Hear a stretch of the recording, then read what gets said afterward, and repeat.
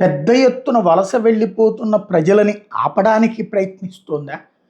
లేదంటే గనక ఖొమైనీని ఆరాధించేటటువంటి ప్రపంచంలో ఉన్నటువంటి షియా ముస్లిం సామాజిక వర్గం, లేదంటే ఆయన్ని ప్రత్యేకించి దేవుడిగా కొలిచేటటువంటి సామాజిక వర్గాన్ని సంతృప్తిపరిచేందుకు చేస్తుందో తెలియదు కానీ, తాజాగా ఇరాన్ ఒక అంటే ఎవరైనా సరే మనం అటాక్ చేసేటప్పుడు సర్ప్రైజ్ ఉండాలి. లైక్ మొన్న ఇజ్రాయెల్ ఏం చేసింది, సర్ప్రైజ్గా లేపేసింది. అట్లాగే మొన్న మధ్యన రష్యాలో ఉక్రెయిన్ చేసింది సర్ప్రైజ్, మనం పాకిస్తాన్ మీద చేసింది సర్ప్రైజ్. అంటే ఎదుటివాడి ఊహకందనంత స్థాయిలో అకస్మాత్తుగా దాడి చేయడాన్ని సర్ప్రైజ్ ఎలిమెంట్ అంటారు. వార్లో ఇది ముఖ్యం.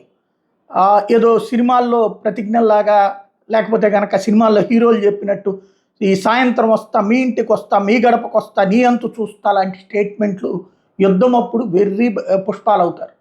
తాజాగా ఇరాన్ ఒక పెద్ద స్టేట్మెంట్ వాళ్ళ టీవీ ఛానల్స్లో ఆల్రెడీ నిన్న ఒక భవనాన్ని కూలిస్తే ఇప్పుడు ఆ పక్కన ఉన్నటువంటి స్టూడియోల నుంచి రన్ చేస్తూ ఈ రాత్రికి ఒక అద్భుతం చూడబోతున్నారు, ప్రపంచంలో ఇంతవరకు ఎప్పుడూ వినబోతున్నారు, ఎప్పుడూ చూడబోతున్నారు అంటూ ఏ గ్రేట్ సర్ప్రైజ్ మీరు చూడబోతున్నారు అంటూ ఒక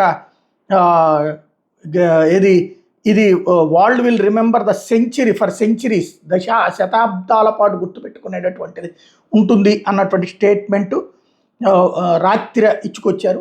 బట్ అంటే మనకి ఇక్కడ టైమింగ్స్ ప్రకారం తేడా ఉంటుంది కాబట్టి ఇవాళ ఏం చేస్తారన్నటువంటి చూడాల్సిందే. సర్ప్రైజ్ సెంచరీస్ గుర్తుపెట్టుకున్నదైతే ఇంతవరకు జపాన్ మీద అమెరికా వేసిన అణుబాంబే, మరి వీళ్ళు కూడా అణుబాంబు వేస్తారా చూడాలి.